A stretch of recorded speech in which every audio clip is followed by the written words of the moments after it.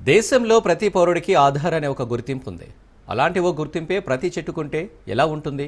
ఆశ్చర్యంగా ఉంది కదూ. అయితే ఇప్పుడు మనం ఆదిలాబాద్ జిల్లా వెళ్లాల్సిందే. జిల్లాలోని ముఖారకే గ్రామంలో గుర్తింపు ఉన్న చెట్లు అడుగడుగున కనిపిస్తాయి. దుకాణాల్లో కనిపించే క్యూఆర్ కోడ్ స్కానర్ల మాదిరి ఈ గ్రామ పరిధిలోని ప్రతి చెట్టుకు స్కానర్లు కనిపిస్తాయి. వాటిని స్కాన్ చేస్తే ఆ చెట్టు వివరాలన్నీ మనకు ఫోన్లో దర్శనమిస్తాయి.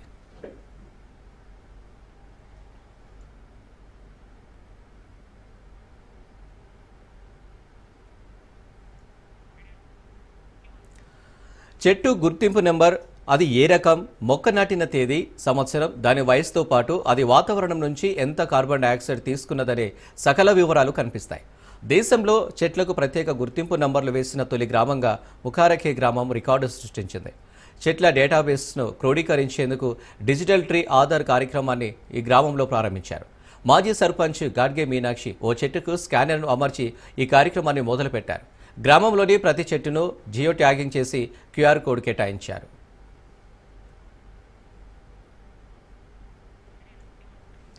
ఆరేళ్ల క్రితమే ఏర్పడిన ముఖారకే గ్రామ పంచాయతీ మొదటి నుంచి ప్రత్యేకతను చాటుకుంటుంది.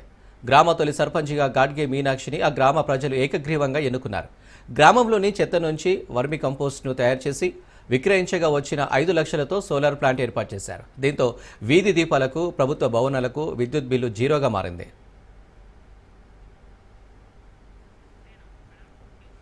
బహిరంగ మల విసర్జన రహిత గ్రామంగా తీర్చిదిద్దడం ద్వారా ముఖారకే ఊరు ODF ప్లస్లో స్థానం దక్కించుకుంది. గ్రామంలో సామూహిక మరుగుదొడ్లు కూడా నిర్మించారు. బృహత్పల్లె ప్రకృతి వనాల ద్వారా గ్రామంలో 1,05,624 మొక్కలను 5 ఏళ్లలో నాటారు. దీంతో ఈ గ్రామానికి స్వచ్ఛ సర్వేక్షణ్ అవార్డు, దన్ దయాల్ ఉపాధ్యాయ శక్తీకరణ్ పురస్కార్ ఇలా మొదలైన అవార్డులు లభించాయి. ఇక నాటిన ప్రతి మొక్క బతకాలన్నదే లక్ష్యంతో geo tagging QR code scanner code బిగించే కార్యక్రమం చేపట్టామన్నారు మీనాక్షి. మొక్క ఎండిపోతే తిరిగి అక్కడే మరో మొక్క నాటేందుకు జియో ట్యాగింగ్ ఉపయోగపడుతుందని చెప్పారు.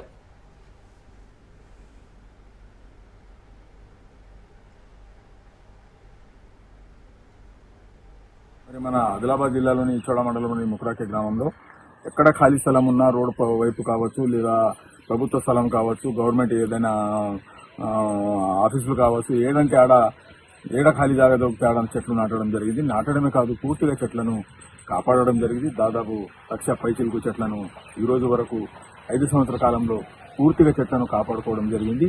మరి దీని ద్వారా ఎట్లయితే చెట్లు మనిషికి ఎలా అయితే ఆధార్ కార్డు ఉంటుందో అదే పద్ధతిలో చెట్టుని కూడా ఒక బార్కోడ్ ఇచ్చి డౌన్లోడ్ చేసి దాంట్లో ఆధార్ లాగా దానికి ఒక నంబర్, చెట్టుకు ఒక నంబర్ వస్తుంది, ఎంత ఆక్సిజన్ చెట్టు ఇస్తుంది, చెట్టు వయసు ఎంత, ఎన్ని రోజులు చెట్టు ఉన్నది, మరి ఏ విధంగా చెట్లు ఇది ఉంటుంది, రేపటి రోజు మనం ఎన్ని చెట్లు సంవత్సరాలకి నాటుతున్నామో, మరి చనిపోయిన జాగాలో మళ్ళీ తీసుకుపోయి అన్ని చెట్లు పెడుతున్నాము. అటువంటి కాకుండా ఏదైతే మనం చెట్టు నాటుతామో ఆ చెట్లు బతికి ఉన్నదా, సచ్చిందా, ఏ పొజిషన్ లో ఉన్నదా అనేది ఈ బార్కోడ్ ద్వారా తెలుస్తుంది.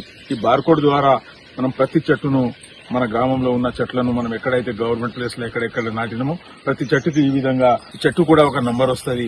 ఈ పద్ధతులతో మనం చేయడం జరిగింది. ఇక్కడ 1,00,000 పైన చెట్లు నాటినాము. అన్ని చెట్లను కాపాడినాము. ఇప్పటిదాకా అయితే 1,10,000 దాకా నాటినాము. మనిషికి ఎట్లా ఆధార్ ఉంటుందో అట్లనే చెట్టు కూడా ఆధార్ కార్డు ఇచ్చినాము. అన్ని చెట్లకు ఈ విధంగా పెట్టినాము.